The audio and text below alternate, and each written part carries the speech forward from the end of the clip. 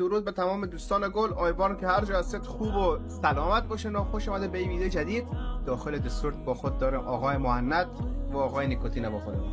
مهند بذار پاد باشه، بذار این دفعه من میزنم. بس به خودم.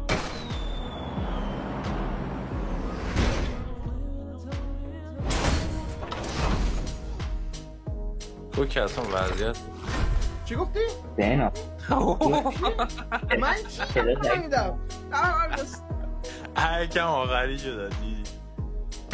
الان دوباره بس خودم بذار. اصلا بنده سلطانم.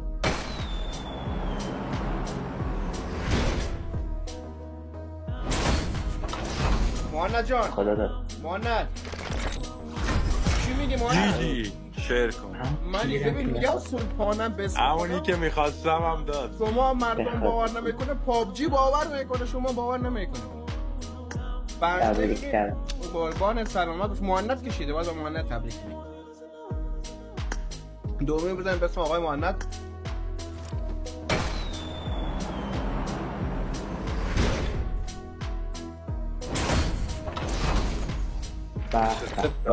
بابا بابا مهند اینجوری در میاره آشر. دیگر کیفم داد. بنازم اینو نه دیگه گانو شیر میده. کیف دیگه مهند دیگه. اینو باید شیر کنن دیگه. بابا اینو بازم دوباره به اسم آقای مهند میزنیم. دوباره پورتوکیو رو بده. ویدیو الان تموم میشه. همه برید دیگه، برید. نه شوخی کردم بچه‌ها.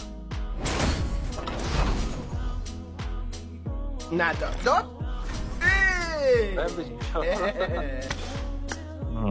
دوباره بزنیم به نام اسپید.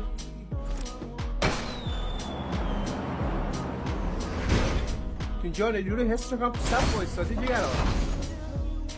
صفحه چی؟ او اسپید بابا، اسپید بابا، اسپید بابا. مهند ریورس تا متریال شد.